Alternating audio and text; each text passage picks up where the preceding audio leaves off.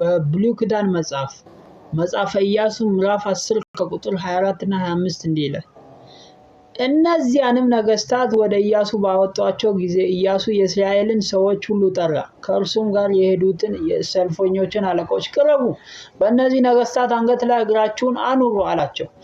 ኢያሱም እግዚአብሔር በምትወጋቸው በጠላቶቻችሁ ሁሉ ላይ እንዲሁ ያደርጋልና አትፍሩ፣ አትደንግጡ፣ ጽኑ፣ አይዟችሁ አላቸው። ከዚህ የመጽሐፍ ቅዱስ ክፍል ጋር በቀጥታ የሚገናኝ በአዲስ ኪዳን ላይ አንድ የመጽሐፍ ቅዱስ ክፍል አለ። በዮሐንስ ወንጌል ምዕራፍ 16 ከቁጥር 33 ላይ እንዲህ ይላል፣ በእኔ ሳላችሁ ሰላም እንዲሆንላችሁ ይህን ተናግሬያችኋለሁ። በዓለም ሳላችሁ መከራ አለባችሁ፣ ነገር ግን አይዟችሁ፣ እኔ ዓለምን አሸንፌዋለሁ።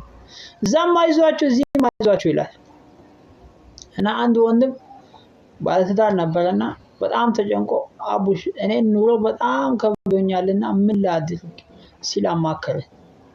እና እኔ ይህንን ነበር የተናገርኩት፣ አይዞህ ኢየሱስ ዓለምን አሸንፏል እና እኛ እርሱ ዓለምን አሸንፈናል። ዓለምንም የሚያሸንፈው እኮ እምነታችን ነው። በአንድ ወቅት የዓለም ዋና ባለሀብት ኢሎን መስክ ከኔ ጋር ንግግር አድርጎ ነበር እና በመሳፍንት መጽሐፍ ላይ የተጻፈውን እንቆቅልሽ ነገርኩትና መፍታት አልቻለም። ከዛ እሱን የተነጋገረበትን ንግግር ስክሪንሻት አድርጌ ለአንድ ከኔ ጋር ለነበረ ወንድም በፍላሽ በመውሰድ ለወንድማገኝ ለሚባል ልጅ ሰጠሁት እና ለሱ ቅዠት መስሎ ታየው እና ይሄ ውሸት ነው ዝም ብለህ ነው እንትን የምትለው ብሎ አጠፋው። እኔም አጥፍቼ ነበር ያንን ንግግር፣ እሱም አጠፋ። ለመረጃ ለማሳየት አሁን የለም።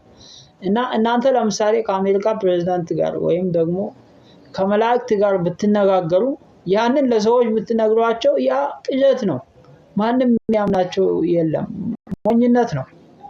በሉቃስ ወንጌል ምዕራፍ 24 ከቁጥር 11 ላይ ይህም ቃል ቅዠት መስሎ ታያቸው አላመኗቸውም የሚል ቃል አለ።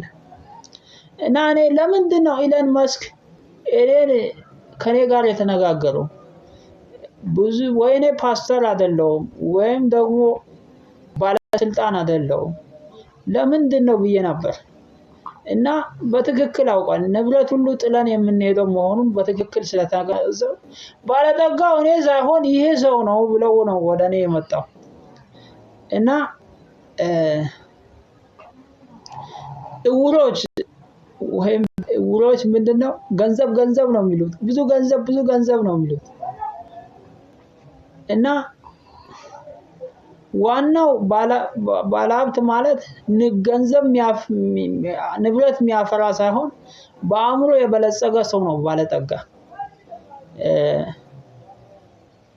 እና ገንዘብ እንትን ንብረት ከሆነ ሌባም ይሰርቃል፣ ብልም ይበላል፣ ይዝጋል። ግን ጥበብ ወይንም ብልሃት ከሆነ ይዘነው የምንሄደው ነገር ነው። እና የቃል ግልጠት እንዲኖረኝ እግዚአብሔርን ብዙ ጊዜ ጸልያለሁ፣ እናንተም ጸልዩልኝ። አለዚያ የቃል ግልጠት ካሌለ ወደ ዓለም ነገር ማሰብና መጨነቅ ይጀምራለሁ።